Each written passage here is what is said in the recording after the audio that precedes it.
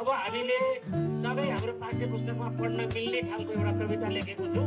अघि भर्खर यहाँ बसेर यो रङ्गोली बनाइरहँदाखेरि मेरो मनमा त्यस्तो खालको अब हामीले दसैँ सकिसकेपछि भाइ बहिनीले पढ्ने कविता कस्तो हुन्छ भनेर एउटा कविता बनाएको छु, सुनाउँछु ल।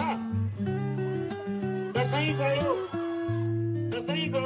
तिहार आयो, छठ पनि बाँकी छ।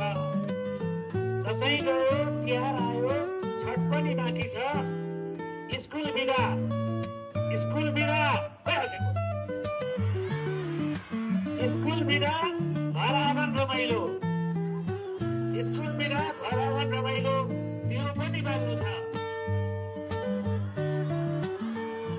देउसी र भैलो झिलमिली गाउँघर घर घर धाउनु छ। बिदाको दिनमा तिहारको छिनमा छमछमी नाच्नु छ। दसैँ गयो तिहार गयो, छठ पनि बाँकी छ।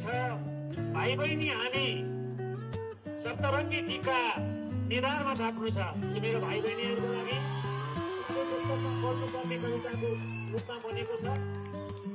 हेटौडा एकाडेमीले आफ्नो संस्कृति, साहित्य, सङ्गीत र संस्कारलाई सँगै पढ्दै सिक्दै लैजाने गरेको छ।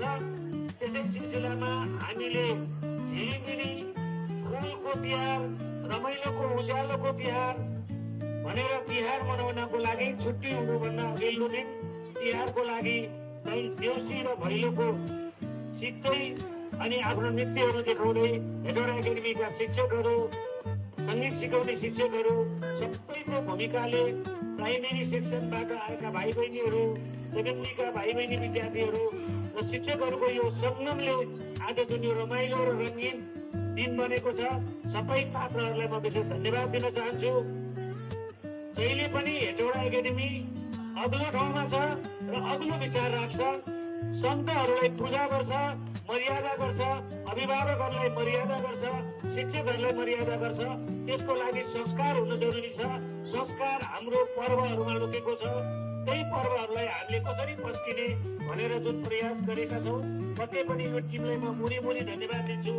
यो स्कुलको सबैजनाले यो संस्कारलाई निरन्तर रूपमा जुन लगिरहनु भएको छ, त्यसका लागि यी शिक्षक बन्धुहरू, अरू हाम्रा स्कुलका कर्मचारीहरू सबै लगायत मेरा प्यारा भाइ बहिनी विद्यार्थीहरू सबैलाई शुभ दीपावलीको मङ्गलमय शुभकामना अनि छठको पनि शुभकामना।